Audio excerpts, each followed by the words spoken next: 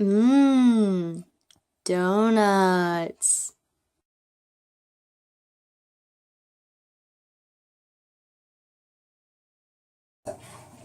Hi, everybody.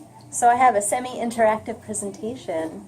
So raise your hand if you own or have on your bookshelf more than 10 books.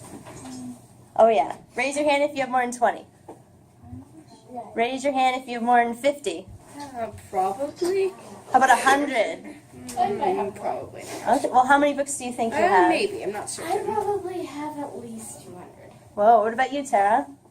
Definitely topping 1,000. Whoa, I what about you? I don't really know, but if you count just one bookshelf, probably not 100. But Well, I only own about a little less than 20, and that's because I think that if I'm going to own a book, I want it to be signed. And I made one exception. I purchased this book. I don't know if you've ever heard of this book. So this is a millionaire. The author who wrote this book, he is very rich. He made a lot of money on this series. And I heard a lot about it. It's dystopian, you know, when the world ends, things happen, science fiction. And I decided to buy this book. And then I heard that he was actually coming to Seattle. And this is about 2 years ago in 2014. And I decided I need to get this book signed. I need to keep up with my only owning books that are signed theme. And I decided to go. I was kind of nervous because it's in Seattle. And you probably don't drive yet, but Seattle is a nightmare. It's also hard to find parking. But I did it. I was like, Hugh Howey will be there. I will go. And I will be a good author and research other people and like meet them and make connections and everything everyone tells you to do. Also, I like to read, and I really liked this book. I read it in like 2 days. Print's a little big, but it is a long book. So I went there, and it's a bar, and I looked him up beforehand. This is what he looks like. I don't know if you can kind of see that. Yeah. Yeah, he's an average-looking dude. So I get to this bar, and I'm looking around for him, and it's crowded. Even though he kind of just said, hey, I'm going to be in Seattle at this bar tomorrow night, a lot of people showed up. There was maybe 50 people in the bar area. So I'm walking around looking for this guy, and I can't find him. I don't see him. And I walk up to someone. Finally, I see someone who looks like him, and I walk up, and I'm about to introduce myself and say hi. And then he says his name, and it's not Hugh Howey. And I go, whoops, I thought you were Hugh Howey, ha ha ha. Because I actually have a terrible time recognizing people's faces. So I almost introduced myself to him and congratulated him as being a wonderful author, but it wasn't him. Later on, I actually met him because he was crowded by people. Everyone wanted to ask him things. And I had him sign my book. And he wrote, to Rachel, dare to hope. And it's hard to meet a famous author and have any time with them because they're just super busy and a lot of people love them. I had about 30 seconds of personal interaction with Hugh, and I stood around kind of listening to him talk, which is cool. Later, I decided to meet this author. I don't know if you've ever heard of this book. Yeah, she actually lives in Tacoma. And I met her when her book, I think it was when Crest came out. So she was on the New York, Times bestseller list already. She was really popular. I took off time out of work to go meet her, and I got down to Tacoma, which is a little seedy. I also had a hard time finding parking, as always, because that's just me. And I go in there, and I wait in a line to get a ticket so that I can wait in another line later. And I think I spent about 2 hours in that line to get about a minute talking with her. But I only got this one signed. She didn't write anything personal on this one. I forget why I didn't have her do that. Anyways, so as an author myself, I've self-published 3 young adult books, and I would like to be famous one day. I don't know if I'd want to be Marissa Meyer level famous and never have your own time, or Hugh Howey famous and everybody knows who you are except me because I have a terrible time recognizing faces. However, if you want to meet him now, you may have to travel to the ocean because he's sailing around.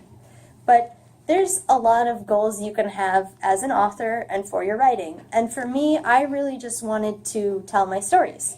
And when I wanted to tell my first story, I was about, I think, how old are you guys? They're like in the 12 to 14 range. Okay, so you're a little younger than I was when I wrote my first novel. I was, 15. And I got about 10 pages in before I let it go because it was terrible. And I would like to read you some of my very first novel. This is called Earth's Collateral because I was really into science fiction and taking down the government. Moving along at a very sluggish pace, a queer-looking man cursed at the endless winding train of cars. The caravan was chugging along at less than 10 miles per hour. The man rolled down his window to glimpse the fate of the traffic. Ahead, in the gloom of the morning, were more cars, who, like himself, were barely moving at all.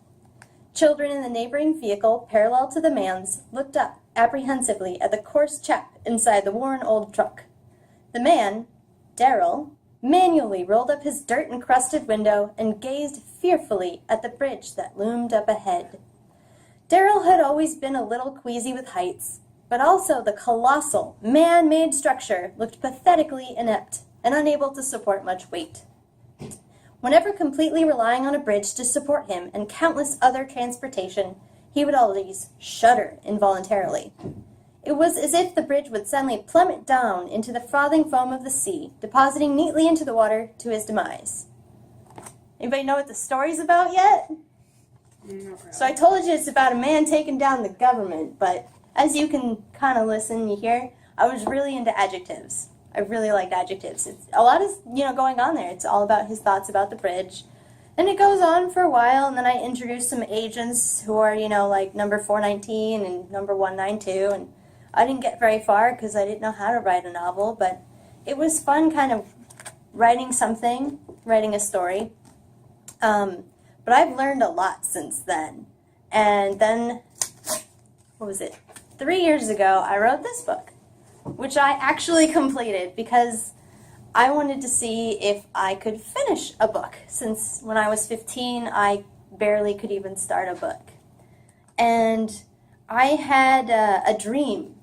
I had a dream about this kind of area that was filled with boxes that people would jump onto, kind of like a play area, and they would be training and fighting, and it would kind of be like, have you ever read or watched Ender's Game? Yes. Read and watched. Yeah, so his training grounds. Read. Yeah, except he has no gravity, or limited gravity. I much prefer the books version, though. Yeah. Well, they described their training area, and mine was kind of like an all-gravity fun house with kind of weird stuff going on. I had that dream, and I was like, whoa, I want to write that book.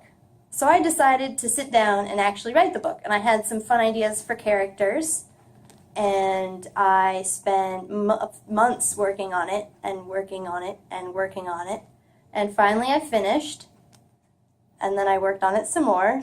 Because you're never done when you're writing, and you're never done when you're self-publishing, because I made this myself. I had to find the person to do the art, and I had to figure out how to make sure it didn't look weird inside, because you actually have to tell Microsoft Word not to, make a PDF with words in the wrong places, which I'm really bad at, but they do have helpful people and places to tell you how to do that. They're going to get that for me. Oh, You good, did yeah. artwork yourself? No, see, I'm not good at art or drawing or graphic design, so I'm good at finding things. So I found someone who would make the cover for me. Originally, I'd taken a picture of a place in Canada, I think, or it was my driveway, I think. It was like a squirrely picture of my driveway that I made the cover, and it wasn't very good, and nobody knew what my book is about. So if you had to guess, what would you think my book was about? Sci-fi. Jellyfish. Jellyfish, interesting. It really looks like a jellyfish. Sci-fi. Yeah. Yeah, so it's young adult, sci-fi, yeah, action, adventure. That's why I had someone else do the cover, because nobody knew what I was doing with my original cover. But after I published the book, you never stop as a writer or as a creative person. After I decided I could write a book, I could finish a book, I could submit my files online and make it happen in physicalness, I wanted to see if I could sell my book. And that is very hard to do without knowing what you're doing. So I had to learn and research and read, and part of the reason I go to these events is to see what other people's doing, what's working, why people love them, how they make it happen, who's helping them. I also get to meet cool people. Like, if I were to meet another author, I think I'd want to meet Stephanie Perkins. Anybody have an author they'd love to meet? Yeah? Not really. Rick Riordan. Oh, he's popular now. Did you have one? Not really. No? No, sort of, but I can't remember the name anyway, so. I was going to say you were reading Harry Potter. Yes, but You I don't wanna really, meet her? I don't really like it very much. Oh. It's alright. Heartbreak. It's okay, we can all have an opinion. Did you have an author you'd like to meet? Yeah, it was J.K. Rowling. It's a very popular opinion. Yeah, well, Sandra Cass. she changed everything. Before she came around, the whole genre of young adult didn't really exist, or people didn't think it was like a real genre. Kind of like people don't think romance is a real genre now. You know? It takes someone making $1 million to change people's opinion. And actually, Hugh Howey is one of those people. So, there's kind of several routes you can go after you've finished your book if you want to sell it. So you can either kind of send it to publishers or the agents who send it to publishers, and they say, wow, that's a book I love. I need this book. Or they can say, I don't like cats today, and you put a cat in your book. I'm going to say no today. And they probably won't even tell you that. So it's, you know, a little random whether they want your book. Or you can go the other route and do what Hugh Howey did and publish it yourself, because that's an option today. And he did it really well. But he was like J.K. Rowling. He was at the right place with the right book, and it was well written, and he made $1 million. Probably more than that. I think J.K. Rowling's a billionaire now. Yes. More than once, I think. Yeah. Well, there's a lot of things you can do, but my goals as an author are a little bit different. Short term, I want to tell all my stories. I have started doing that. I wrote, this is my second novel. This is a fairy tale retelling. And then I wrote a contemporary novel about best friends, and it's set in my hometown. And I've always kind of wanted to write about my high school and my experiences, and that's kind of what this book was for. And then I wrote a younger young adult novel called Middle Grade, kind of typically for those a bit younger than yourselves. And I have lots more stories, and it's so much fun Can I to see just... the title of that one? Yeah, I can pass those around, you guys can look. Here, I'll give you half of them. Back before That's a little bit of a more descriptive title than most titles would be. Yeah, it's a little longer. That one's actually an original work of art. I had an artist draw for me on his computer program because he knew what he was doing. But my writing has changed a lot from my first failed attempt at writing a novel to my first actual attempt at writing a novel to the last thing I wrote, which wasn't that long ago. But everybody has different kind of goals with their writing, and I just wanted to finish my story, get it all written down. And then I changed my mind. I wanted to publish it. Then I changed my mind. I wanted to sell it. And now I think I want to make money, which, I'm working at. So I go to lots of events, and I sell my book online, and I go to places where I learn about how to make money from your writing. And sometimes I follow their advice, and sometimes I don't. But I'm going to read you a letter I wrote to myself back in 2010. You wrote yourself a letter? I did. So I wrote myself a letter. It is the year 2010, back in time when you were just a 20-year-old, barely out of your teen years, but still technically in that adolescent stage of your life. You thought you were self-supportive, but in actuality, you were quite dependent on your family, friends, and the regularity of your schooling. However, you worked hard at school, taking as many classes as possible and holding down a high-stress job at Filippo's. I pray to God that it has been years since you've ever been to that place, and that you are happily a high-up executive in your cushy job that still challenges you while keeping your pocket full of money to spend on frivolous things like fancy food, i.e. really good sushi and salmon. Hopefully, you've caught up with the technological times and have a phone that can take pictures and access the internet. I'll hazard a guess that the Honda Civic will have given out by now, and you've purchased an awesome Mini Cooper or Corvette, or perhaps you have multiple cars, as well as a Segway safely stowed away in your 2-car garage. One of your cars is a stick, so you keep in practice. You've finally mastered the unicycle and continue with archery every now and then, mostly to show off your awesome skills and keep in touch with your backyard friends. Your coin collection is quite extensive, and since you've had an excellent steady job with an equally excellent and steady income, you have finally finished one set of the wheat pennies. No replicas. Your cats and snakes are beautiful and like to go on long walks around the neighborhood along with your gorgeous husband. Oh yeah. He likes to take you out to fancy dining establishments where they serve salmon salads and tropical smoothies. You're not a drinker, since alcohol never sat well with you, but on occasion you do enjoy a nice glass of white Zinfandel with your hubby. Due to the ongoing technological advances being made every day, your food dislikes have been psychologically erased, and you'll eat anything, although you still maintain your preferences for certain foods, especially lettuce, peaches, salmon, chicken, and Thai food. Unfortunately for society, you have no children of your own choice, but take care of your nieces and nephews on multiple occasions as the cool aunt. Your sister, though brilliant and creative, is still an artist who puts her talent ahead of fame and fortune, and therefore doesn't have the endless supply that you do, so you like to take our family on vacations with you every year. Your brother, though also an artist, is shrewd and businesslike and discovered an untapped market in comedy. He likes to take vacations frequently with his wife, and so you gladly watch his kids and do fun things with them, like take them to Disney. Your job allots you plenty of time to travel, which you spend with your hubby. Both you and he have been learning all you can about languages and have found this knowledge very handy in your travels. Sometimes you take Mom, and she spends a week with you guys before moving on to her own thing in that country or flying home. Is that a prediction?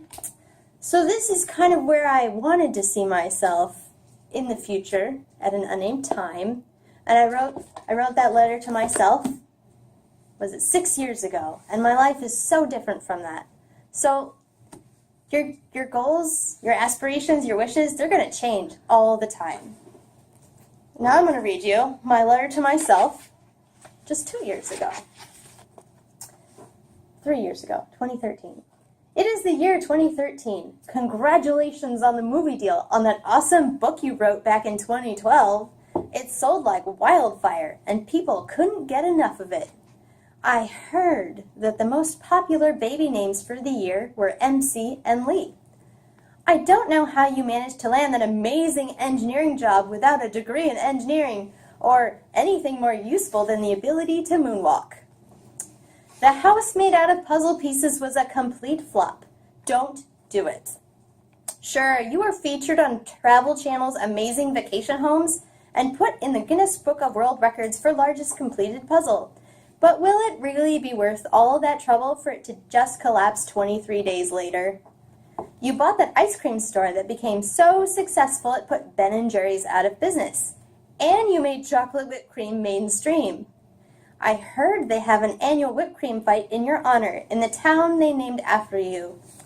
Too bad you contracted diabetes from eating all that sugar. Tisk tisk. Should have laid off all those Kit Kats. Love, Rachel.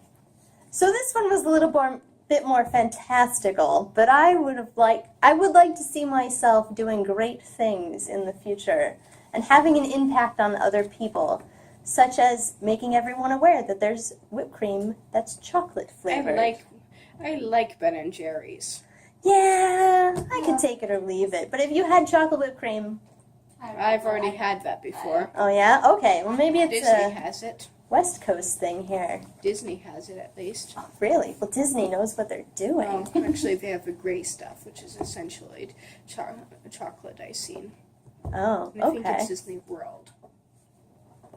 So I wanted to tell you about my latest book because I think it's great. And I would like you, if you can, to name any books you've ever read or ever heard about that the main theme or what the book is mainly about is friendship. Tell me Every if book you that's get ever been written. Well, is it more about like a romance or friendship is the main focus? Any ideas? Yeah? I can't remember the name of the book, but it was really sad, but it was about these two Chinese girls that one of them moved, she got adopted and moved to the States, and she's trying to get her best friend to move to the States with her. It's really sad, but it was a very good book. That sounds really interesting. I can think of plenty of books which have a side concept of friendship, and can think of the main concept being friendship. That's what I thought too. How about naming a book where the main theme is romance or first love? Can you name any books like that? Just about every book ever written. Yeah, no, there's more books about romance or love triangles or falling in love with werewolves and shapeshifters and everything in between. But I wanted more books about friends and best friends and falling out between friends and what it means to have friends and how to get friends and how to lose friends and everything about friends. So I wrote this book. But I didn't want to just focus on friends. I wanted to add an element of challenges because I think those are great. So I brought a challenge for you guys. Did you have a question? Yes, the cover art looks weird with the faces only being half displayed. Yeah, well, that's intentional. It's supposed to be intriguing. Give you a little bit.